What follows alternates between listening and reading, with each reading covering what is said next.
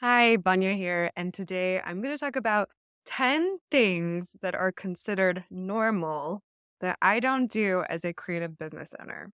So, these are 10 things that I don't do. I didn't say that I've never done them because they have been struggles in my life and I have worked around it and I've gotten to a point where I don't do these things anymore. The first thing I don't do anymore, although I do think there is a season for it, is I don't hustle. There's one side of the spectrum that says, oh, hustle culture is bad, shame on hustle culture. And then there's the other end of the spectrum that's like, you need to grind, you need to work, you need to outwork everyone around you. And I'm just somewhere in between. And that's where I fall on most of these issues is there's always some nuanced thing in that, right? So I truly believe that there is a time to hustle in your business and there is a time to just relax and pull it back a bit. And I think that it ebbs and flows. I don't think that it's either hustle or no hustle. I don't subscribe to the hustle culture and I never have, although there's times in my business where I have done that and had to do that. So I think for everyone it's different. There's seasons for hustle. There's seasons for sitting back and receiving and relaxing and taking a chill pill. There's times when you do a lot and there's times where you do a little. And so it is. The second thing that I don't do anymore as a creative business owner is I don't let gear limit me.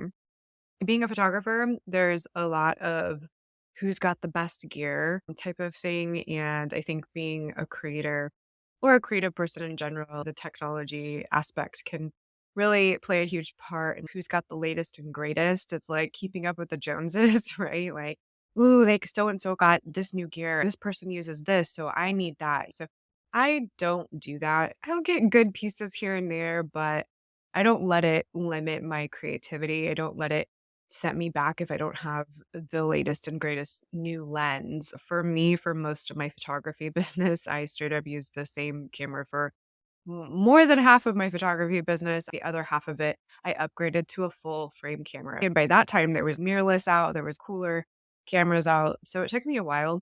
I've used the same piece of glass for a long time. I haven't really upgraded my glass in a while. I have one light that I barely use. Most of the time, I find that I keep it simple and I use my imagination, I use my creativity.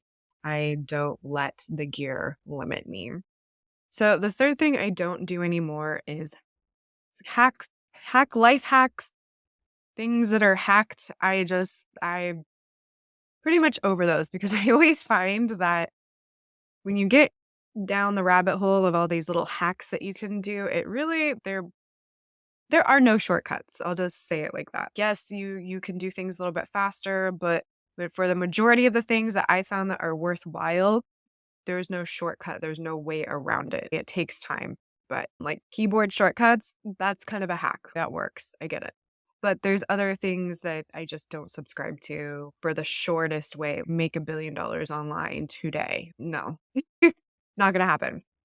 The next thing I don't do as a creative business owner is I don't live on my social media. Anyone who knows me, they know that I quite frequently take breaks from social media. I don't, maybe I'm just an outlier, but the dopamine doesn't work for me. I don't know if it's because I am a strange alien creature from outer space. I don't know. I don't know what it is, but I don't feel the need to go and check my social media multiple times a day. And I might be blessed for this, but I also might be cursed for this because when I do go on social media, I'm quite distracted and I forget what I'm doing. So I use it as a tool and I don't let social media use me. Therefore, I don't live on it. I schedule it in advance. I go and I check it on certain times, and I really use it as a tool for my business. The next thing that I don't do is live in my email mailbox. I used to do this. I used to have a huge problem with checking my email so frequently, and I thought the world was going to collapse and explode if I did not check my email. This didn't turn out to be true, nor has it ever been true. And nobody's going to die because I don't check an email straight away. So for me, I literally check my email twice a day, once at noon and once around 3 or 4 when I'm done working.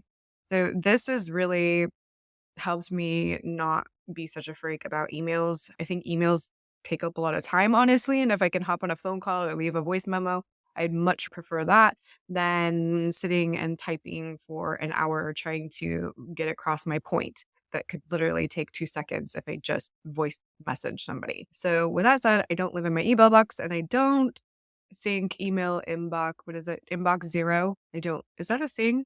Somebody tell me in the comments below if you've ever gotten to inbox zero because no. Next is that I don't rush anymore. It's not part of my business model to rush. I'm not the fast food chain of the business model. I'm more of the take your time. It's an experience type business model. And I don't attract people that rush either. So that's a good thing is because I am like that.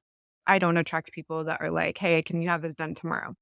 Not my thing. Don't do it. I used to be like that. I used to attract people like that because I always felt I needed to get things done straight away. I was just burning myself out with trying to do quick overturns, especially with my photography business. It was very hard. It led to burnout and I just don't do it anymore. I am so much better when I am not rushed. I do give myself deadlines, but it's not an overnight deadline unless somebody wants to pay me a lot of money. Then I might. But yeah, no rushing. The next thing I don't do as a creative business owner, but I don't watch TV. I just don't. I don't watch TV. I haven't watched it for a long time. I didn't say I never watch TV. I used to watch TV. I used to watch a lot of it. I actually was that person in my teens and in my 20s that I would have the TV on all the time in the background. I would fall asleep with it on. I'd fall asleep with my lights on, my music on, my TV. And then I did a lot of inner work. I got into the personal development and reading books. And I realized how much it was disrupting basically who I am as a person. When you turn your TV on, your TV puts you into a programmed mode. That's why they call it a TV program. It programs your brain because it puts you into the alpha wave state. So when you're in the alpha wave state, you're easily suggestible. So people use this for hypnotizing. You can use this on yourself. I use it on myself all the time. But when you're in that alpha wave state, you are more susceptible to messages and subliminal messages. So we all know that the TV is full of subliminal messages. And for me, I'd rather program myself. I don't want anybody else programming me. So that has been a huge time saver because essentially I don't have time. There's so much life to be lived. And I think one of my main fears is that I feel there's not enough time to live life. There's not enough time to do all the things that I want to do. And if I'm sitting constantly watching TV, I know that on my deathbed, I am not going to sit there on my deathbed and wish that I had watched just one more episode of, I can't even remember the last episodes I watched. It's been a long time. America's Next Top Model? No, you know what? One last episode of The Kardashians. I was a Kardashian fan.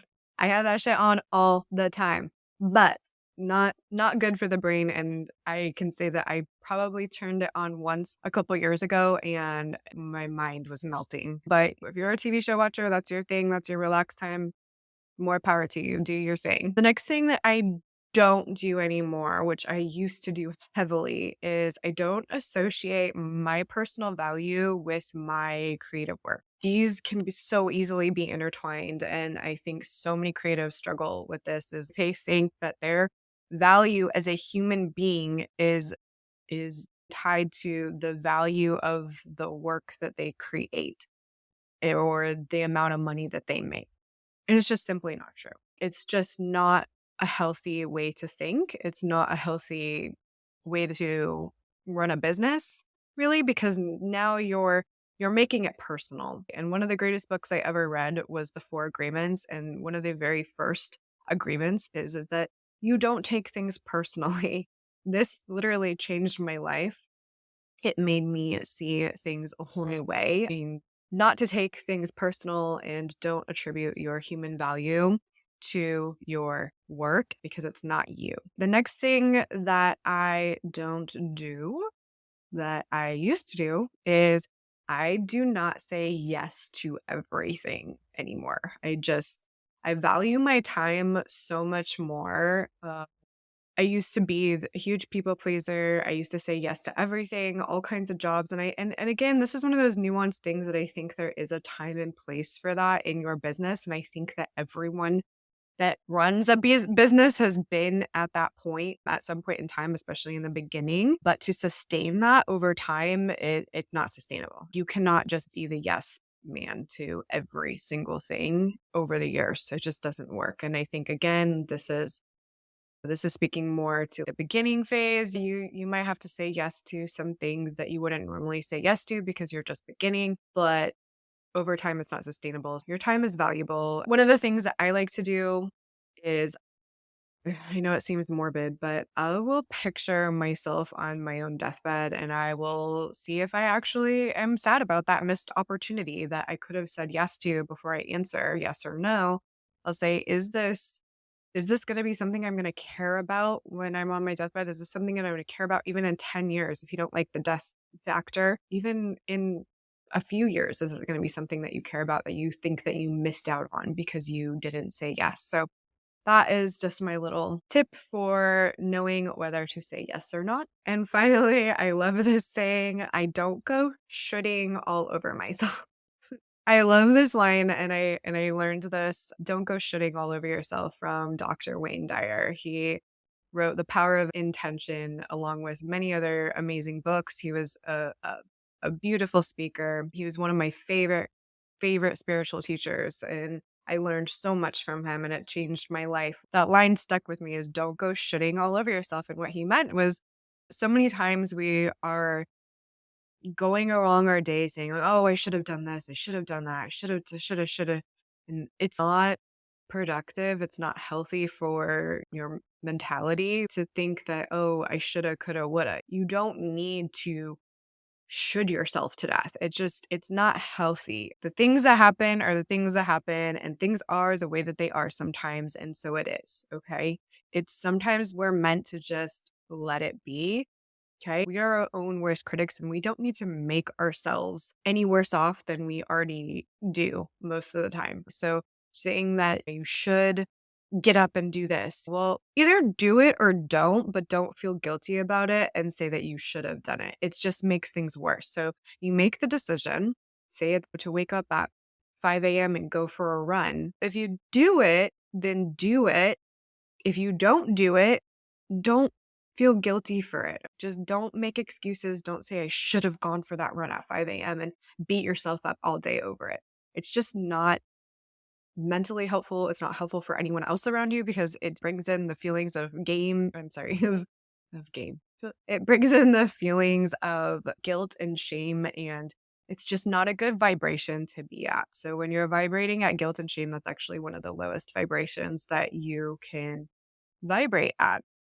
And when you let go of I should do that or I should have done something or I should have done that, you let go of that guilt. You just say, "Oh, well, I didn't. Tomorrow is a new day." But don't go beat yourself up over for the choices that you already made. Those are the 10 things that I don't do as a creative business owner anymore. And I hope that it helps you in some way, shape, or form. And it helps you just be a better creative, better business owner, or just a better human in general. Thank you. If you liked this, subscribe, like it. I am a brand photographer and videographer and creative director. So I have a free checklist if you are planning your next brand shoot, if you're a creative and you are wanting to make it really something authentic that speaks to your ideal client, please check out my checklist below. It's so good and you're going to love it. You're not going to miss a thing when you are planning your next brand shoot. All right. Thank you.